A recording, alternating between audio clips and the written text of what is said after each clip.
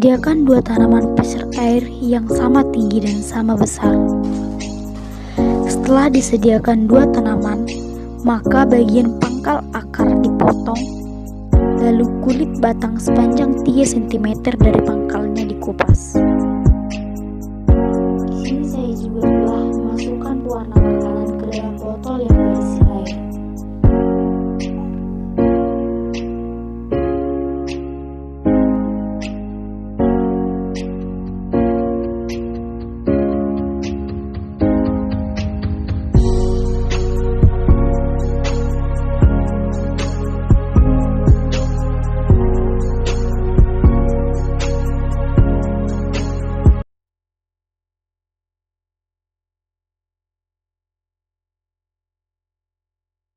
Yang ketiga, pada bagian tanaman yang pertama kita oleskan vaselin pada bagian ujung pangkalnya saja.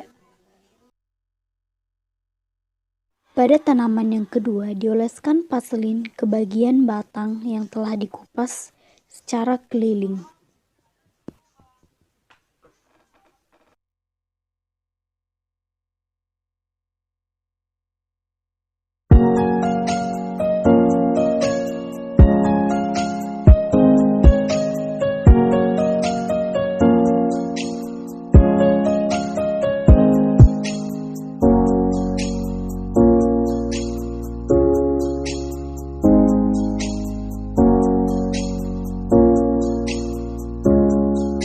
Di sini, agar kita dapat melihat warna secara jelas, maka saya membelah dua batang pacar air.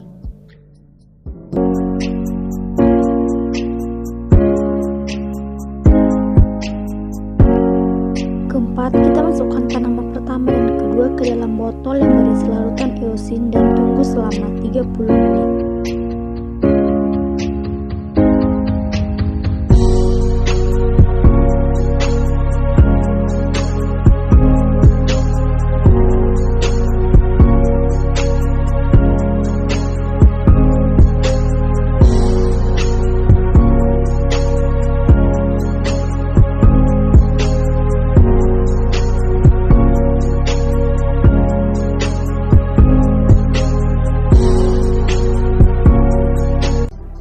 Setelah melakukan pembelahan, maka kita dapat melihat pada tanaman yang pertama, yaitu Psyllium tambah vaselin, tinggi larutan eosinnya adalah 80 mm.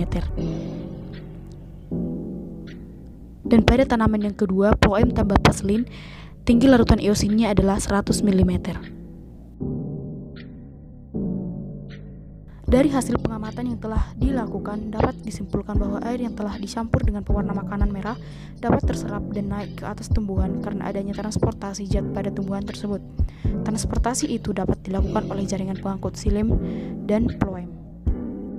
Berdasarkan percobaan yang dilakukan, dapat diketahui bahwa penyerapan transportasi zat hara pada tanaman pacar air atau Balsamina impetiens dengan perlakuan Psyllium tambah vaselin menghasilkan tinggi larutan eosin 80 mm dengan volumenya adalah 0,044 mm per detik.